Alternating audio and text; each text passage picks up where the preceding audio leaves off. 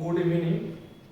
যেসব স্টুডেন্টরা দীর্ঘদিন ধরে অপেক্ষা করছো রেলের নোটিফিকেশনের জন্য, রেলের প্রিপারেশন নিচ্ছ, রেলওয়ে রিক্রুটমেন্টের তরফ থেকে নতুন একটা বিজ্ঞপ্তি বা নোটিফিকেশন জারি করা হয়েছে রেলের গ্রুপ ডি।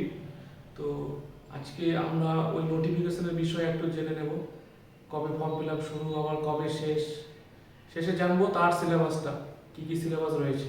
এটা অ্যাকচুয়ালি রেলের যেসব ক্যান্ডিডেটস বা স্টুডেন্টস রেলের পরীক্ষা দেবে বা রেলের প্রিপারেশন নিচ্ছ, কম্পিটিটিভ এক্সামের মধ্যে পড়ছে এটা। চলো একটু দেখে নিই নোটিফিকেশনটা সংক্ষেপে। এটা ইন্ডিয়ান রেলওয়ের তরফ থেকে নোটিফিকেশনটা জারি করা হয়েছে। নোটিফিকেশনটা দেওয়া হয়েছে 8/2024, 8/2024-এর নোটিফিকেশন। কিন্তু নোটিফিকেশনে বলা হয়েছে কি যে ফর্ম ফিল আপ কত তারিখে স্টার্ট হচ্ছে। তো ফর্ম ফিল আপ স্টার্ট হচ্ছে 23/1/2025 থেকে স্টার্ট হয়েছে। এবং রেলের যেটা পোস্ট, এই পোস্টটার নাম হচ্ছে গ্রুপ ডি। গ্রুপ ডি পোস্টের জন্য এটা আমাদের অ্যাপ্লাই করতে হবে। যারা অ্যাপ্লাই করবে আমরা পুরোটাই দেখে নেবো কি কি বলা আছে নোটিফিকেশনে। স্টার্টিং ডেট হচ্ছে 23/1/2025, লাস্ট ডেট মানে ফর্ম ফিল আপ চলবে 22/2/2025 পর্যন্ত। 22/2/2025 মানে ফেব্রুয়ারির 22 তারিখ পর্যন্ত ফর্ম ফিল আপ চলবে এবং 22 তারিখে পোস্ট হয়ে যাবে। ঠিক আছে, এতদিন দিল ফর্ম ফিল আপ করা। এজ বয়সটা হতে হবে 18 থেকে 36। এটা বয়স হচ্ছে জেনারেলদের জন্য 18 থেকে শুরু এবং 36 হচ্ছে লাস্ট ডেট। ওবিসির জন্য 3 বছর ছাড় এবং এসসি এসটিদের জন্য 5 বছর ছাড়।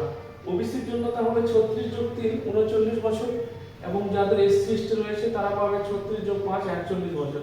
এবার দেখে নেব কতটা ভ্যাকেন্সি রয়েছে। রেলওয়ে রিক্রুটমেন্ট বোর্ড নোটিফিকেশন জারি করার সঙ্গে সঙ্গে ভ্যাকেন্সিটাও জারি করে দেয়। পরবর্তীতে সেটা ইনক্রিজ পেলে তারা নোটিফিকেশনের মাধ্যমে জানিয়ে দেয়। আপাতত যেটা ভ্যাকেন্সি বেরিয়েছে সেটা তারা বলছে 32,438। এবং এটার জন্য কি কি যোগ্যতা লাগছে গ্রুপ ডির জন্য?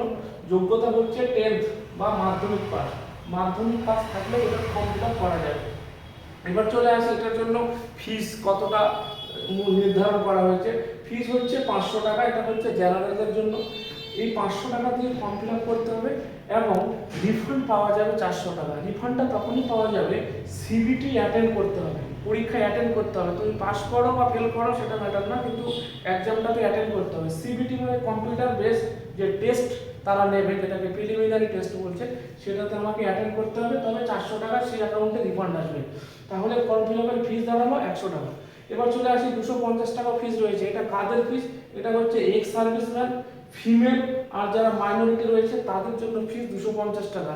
এক্ষেত্রে রিফান্ড পুরোটাই করা হবে। কখন? সেম প্রসিডিওর সিবিটি পরীক্ষায় অ্যাটেন্ড করতে হবে, তবে 250 টাকা রিফান্ড, সেটা পরে করা হবে। এবার চলে আসি আমরা সিলেবাসে।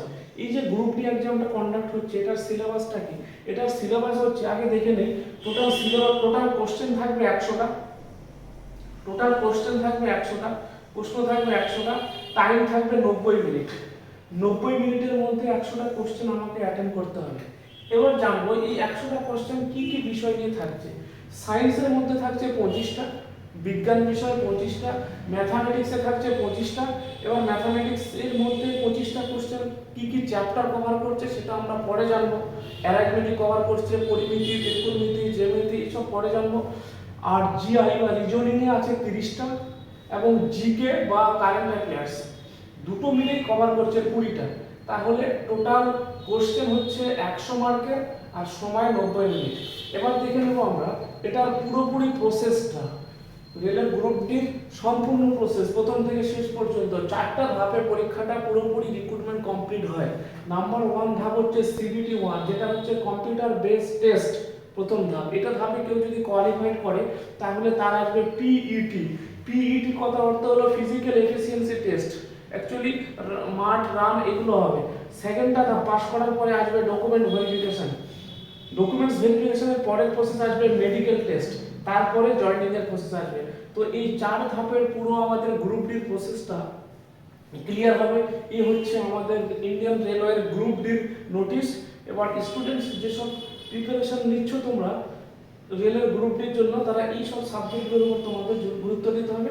এবার আগের বছর আমাদের যে নর্থার্ন জোন বা ইস্টার্ন জোনে যেসব কাট অফগুলো হয়েছিল সেই কাট অফগুলো আমরা এই বিষয়ে পরে দেখবো, কাট অফ কত হয় বা কত হয়েছিল। আপাতত আজকে এটাই। ওকে, থ্যাংক ইউ।